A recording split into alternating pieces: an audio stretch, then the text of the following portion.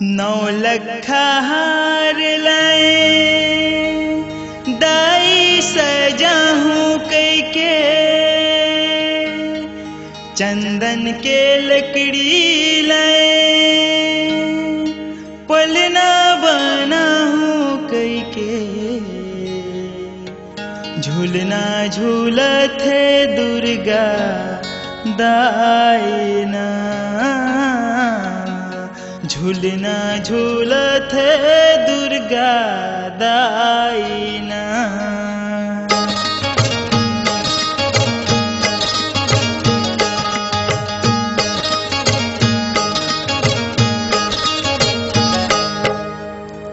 नौलखा हार लाए दाई सजाहूं कई के चंदन के लकड़ी लाए पलना बनाहूं कई के झूलना झूलत है दुर्गा दायना झूलना झूलत है दुर्गा दायना।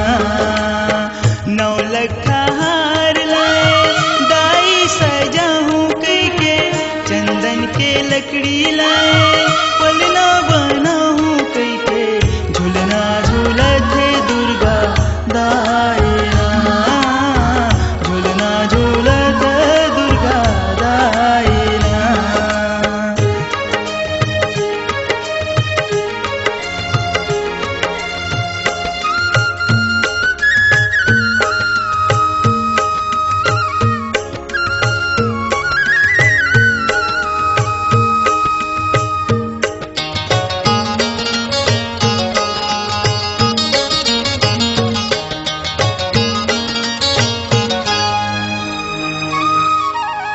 कोने सजावे दाई चंदन के झूलना कोने लगावे दाई तोर फूल बगिया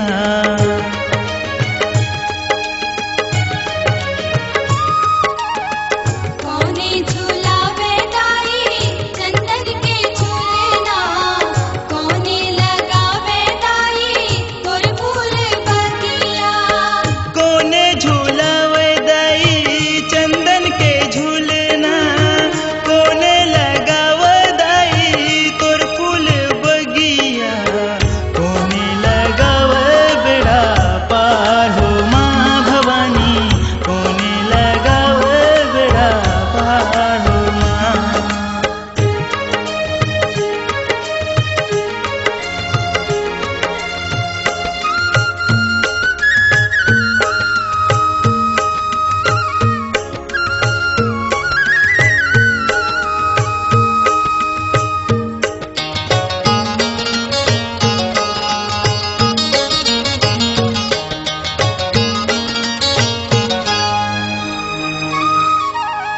लंगरे झूलावे दाई चंदन के झूलना मालिन सजावे दाई तोर फूल बगिया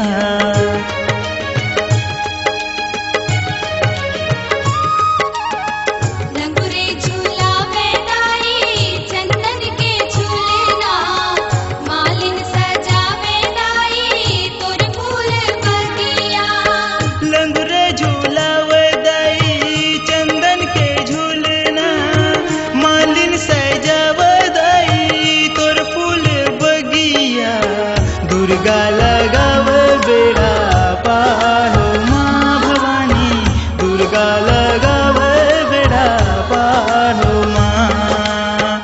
नौलखा हार लाए दाई सजाहूं कई के चंदन के लकड़ी लाए पलना बनाहूं कई के झूलना झूलत है दुर्गा दाई होना झूलना झूलत है दुर्गा दाई होना।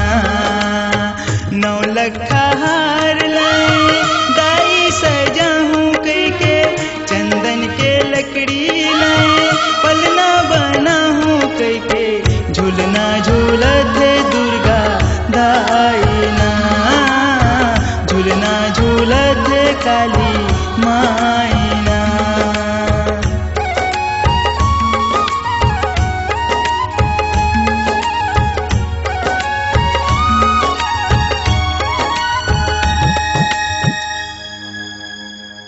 छत्तीसगढ़ नाचेगा अब आपकी आवाज में। Multitrack digital audio recording SLV studio Bilaspur 9826740060।